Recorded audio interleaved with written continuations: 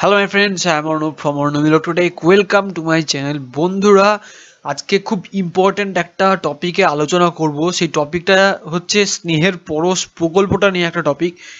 তো চলুন দেখা যাক কি লেখা হয়েছে। ভিন রাজ্যে আটকে পড়া শ্রমিকদের অনুদান। আপনারা জানেন যে এই পারপাসেই কিন্তু এই স্নেহের পরশটা চালু করা হয়েছিল। স্নেহের পরশ প্রকল্পে আবেদন প্রায় 21,500। করোনা ভাইরাসের সংক্রমণ রুখতে এখন দেশ জুড়ে লকডাউন চলছে। এ রাজ্যের হাজার হাজার শ্রমিক ভিন রাজ্যে কাজে গিয়ে লকডাউনে আটকে পড়েছেন। তারা এখনো বাড়িতে ফিরতে পারেননি। ভিন রাজ্যে আটকা পড়া ওই শ্রমিকদের 1,000 টাকা করে আর্থিক সহায়তা দেওয়ার জন্য মুখ্যমন্ত্রী মমতা বন্দ্যোপাধ্যায় স্নেহের পরশ নামে একটি নতুন প্রকল্প চালু করেছেন। সেই প্রকল্পে পূর্ব বর্ধমান জেলায় এখনো পর্যন্ত প্রায় 21,500 শ্রমিক আবেদন করেছেন। তবে তার মধ্যে 8,000 আবেদনপত্রই কিন্তু বাতিল করা হয়েছে। ভালো করে জায়গাটা বুঝবেন, কারণ ওই শ্রমিকেরা ভিন রাজ্যে কাজ করলেও লকডাউনের আগেই তারা জেলায় ফিরে এসেছেন। বর্তমানে তারা জেলাতে রয়েছেন, তাই তাদের আবেদনপত্র বাতিল হয়েছে। যারা ভিন রাজ্যে আটকে রয়েছেন কেবলমাত্র তারাই এই সুবিধা পাবেন। রাজ্য সরকারের এই মানবিক উদ্যোগে খুশি ভিন রাজ্যে আটকে পড়া শ্রমিকরা। প্রশাসন সূত্রে জানা গিয়েছে, লকডাউন চলাকালীন গত 20 এপ্রিল রাজ্য সরকারের বিপর্যয় মোকাবিলা দপ্তর স্নেহের পরশ প্রকল্প নিয়ে নির্দেশিকা জারি করা হয়েছে।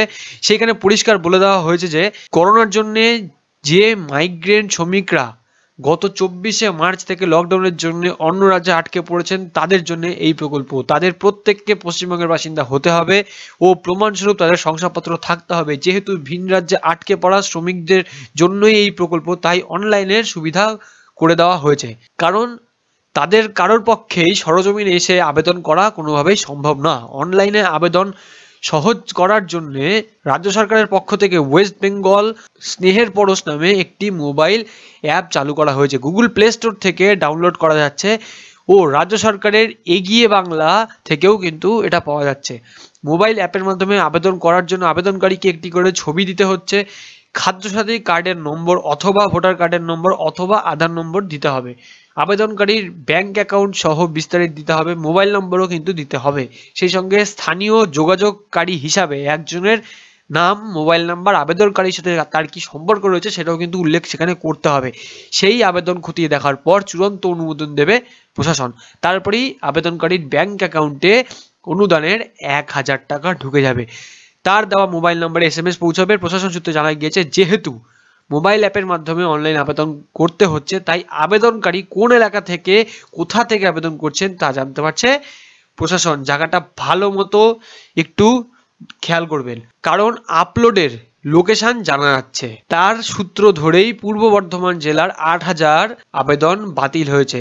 ফলে যারা কারা ভিন্ন রাজ্য থেকে আবেদন করছেন আর কারা জেলা থেকেই আবেদন করছেন তা সহজেই ধরা পড়ে যাবে। সোমবার পূর্ব বর্ধমানের জেলা শাসক বিজয় ভারতী বলেন, এদিন পর্যন্ত আমাদের জেলায় স্নেহের পরশ প্রকল্পে 21,699 জন শ্রমিক আবেদন করেছেন। তার মধ্যে আমরা খতিয়ে দেখে 8,200 শ্রমিকের আবেদনপত্র বাতিল করেছি, কারণ তারা ভিন্ন রাজ্যে আটকে নেই, তারা আগেই চলে এসেছেন জেলায়।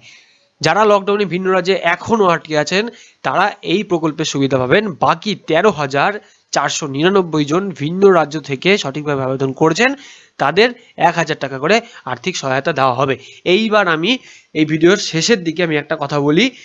এই জিনিসটা নিয়ে আমাকে প্রচুর মানুষ কোশ্চেন করেছেন, আমার সাথে আর্গুমেন্টেও গেছেন প্রচুর মানুষ, কেউ ফোনে, কেউ হোয়াটসঅ্যাপে, কেউ বা কমেন্ট সেকশনে। সেই আর্গুমেন্টটা হচ্ছে তাদের বক্তব্য, লোকেশনের যে ব্যাপারটা রয়েছে সেটা তারা আদৌ বুঝতে পারবে না। সেটা তো আমি ম্যানুয়ালি লিখছি অ্যাপের মধ্যে, তারা বুঝতে পারবে না বা তারা ধরতে পারবে না। অন্য কারোর অ্যাপ্লিকেশান আরেকজন তার মোবাইল থেকে কি করে দিতে পারবে, এই নিয়ে হচ্ছে কিছু কোশ্চেন তো রয়েছেই। তো আমি তাও দেখিয়েছিলাম একটা ভিডিওতে যে করা যাবে, বাট প্রত্যেককে কমেন্ট সেকশানে যদি আপনারা এই অ্যাপের মধ্যে যে আবেদন পদ্ধতি আমি যে ভিডিওতে দেখিয়েছি, সেই ভিডিওর কমেন্ট সেকশানে, এছাড়াও এই স্নেহের পরশ অ্যাপ নিয়ে যতগুলো ভিডিও করা রয়েছে সেই সমস্ত ভিডিওর কমেন্ট সেকশানে যদি আপনারা যান, আমাকে যারা কমেন্ট করেছেন যে অন্য কারোর জন্য আবেদন করে দেওয়া যাবে কিনা, আমি কিন্তু পরিষ্কার বলেছি যে আপনি চাইলে করতে পারেন, বাট এটা কিন্তু অ্যাকচুয়াল প্রসিডিওর নয়। যে যেখানে রয়েছে সেখান থেকে তাকে নিজেকে আবেদন করতে হবে, এটাই হচ্ছে একদম এক্স্যাক্ট প্রসিডিওর। তো এই নিয়ে কিন্তু অনেকে আমার সাথে আর্গুমেন্টে গেছেন। তো এটা বিবাদের কোনো বিষয় না। অ্যাকচুয়াল আপনারা খেয়াল করবেন, আপনারা যখনই অ্যাপটা প্রথম ওপেন করছেন, আমি অলরেডি একটা ভিডিও করেছি, পুরো সমস্ত অ্যাপটা প্রথম থেকে শেষ পর্যন্ত প্রসেসর দেখেছি। সেই ভিডিওটা যদি দেখে না থাকেন, ভিডিও লিঙ্কটা আমি আই বাটন এবং এন্ড স্ক্রিনে দিয়ে দিয়েছি, সেখান থেকে দেখে আসতে পারেন। আর এছাড়াও স্নেহের পরশ অ্যাপের কিন্তু আপডেট ভার্সন লঞ্চ হয়েছে, তো সেইটা নিয়ে কিন্তু আমি একটা ভিডিও করেছি, সেই ভিডিও লিঙ্কও আমি কিন্তু এন্ড স্ক্রিনে দিয়ে দিচ্ছি, আর আই বাটনও দেওয়া থাকবে। এইবার বক্তব্যটা হচ্ছে এইটাই যে আপনারা যখনই অ্যাপটা প্রথমে খুলবেন তখনই দেখতে পাবেন আপনাদের কিছু কিছু পারমিশন আপনাকে অ্যালাউ করতে হবে। ফার্স্ট হচ্ছে ফোন কল পারমিশন, সেকেন্ড হচ্ছে আপনার মোবাইলের গ্যালারি অ্যাক্সেস যাতে করতে পারে, মানে আপনার মোবাইলের যে মেমোরি আছে সেটা যাতে অ্যাক্সেস করতে পারে, তার পারমিশন আপনাকে অ্যালাউ করতে হবে। এছাড়াও আরেকটা পারমিশন আপনাকে অ্যালাউ করতে হয়, আর সব থেকে বড় যেটা পয়েন্ট সেটা হচ্ছে লোকেশন পারমিশন কিন্তু আপনাকে অ্যালাউ করতে হবে। আমি প্রত্যেককে বলছি যারা যারা এখনও স্নেহের পরশ, এখন কিছু কিছু অ্যাপের মধ্যে প্রবলেম চলছে, আমি প্রচুর কমেন্ট পাচ্ছি, বাট স্নেহের পরশ অ্যাপটা যদি ঠিকঠাক কাজ করে তাহলে আপনারা একটা জিনিস খেয়াল করবেন, যারা নতুন স্নেহের পরশ অ্যাপ খুলে আবেদন করবেন তারা সমস্ত পারমিশন অ্যালাউ করে দেবেন, মানে সমস্ত পারমিশন আপনারা সাই দেবেন বা এগ্রি করবেন।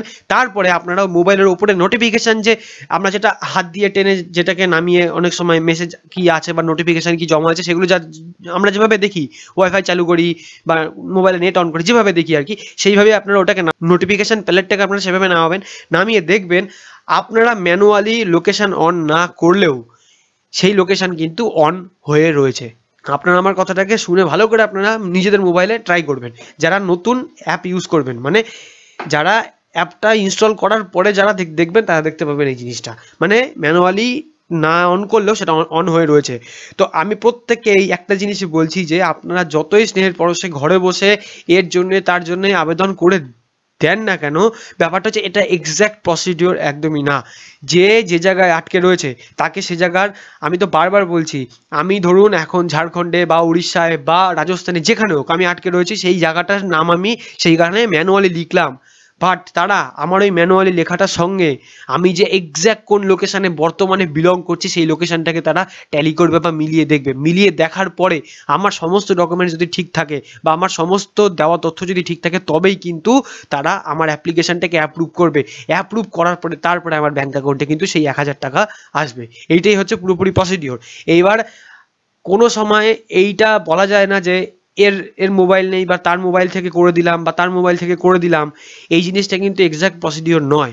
সুতরাং ঠিক এই জিনিসটার জন্যই কিন্তু যে আবেদনপত্রগুলো বাতিলের কথা বলা হচ্ছে, ঠিক এই জিনিসটার জন্যই কিন্তু আবেদনপত্রগুলো বাতিল হয়ে গেছে। অনেকে বলছেন যে আমরা তো ছিলাম ওই জায়গাতে চলে এসেছি, তো এক্স্যাক্টলি এই কারণগুলোর জন্য কিন্তু এগুলো বাতিল হচ্ছে। সুতরাং আমি বলবো আপনারা এই জিনিসগুলো একটু মেনটেন করে চলুন। অনেক আমাকে এক জিনিস কোশ্চেন করছেন, আমার বাড়ির একজন মেম্বার রয়েছে অন্য স্টেটে, যে কোনো একটা স্টেটে রয়েছে, আমি রয়েছি এখন বর্তমানে পশ্চিমবঙ্গে, তার কাছে এখন কোনো স্মার্টফোন নেই, বাট সে কি আবেদন করতে পারবে? দেখুন ব্যাপারটা হচ্ছে আপনি সুস্থ চিন্তায় সুস্থ মস্তিষ্কে তার জন্য, তাকে হেল্প করার জন্য আপনি এখান থেকে তার নামে তার ব্যাঙ্ক অ্যাকাউন্ট ডিটেলস দিয়ে তার সমস্ত ডিটেলস সব ঠিকঠাক দিয়ে আবেদন করে দিচ্ছেন, কিন্তু সেই আবেদনপত্রটা কিন্তু বাতিল হয়ে যেতে পারে। তার কারণ কি?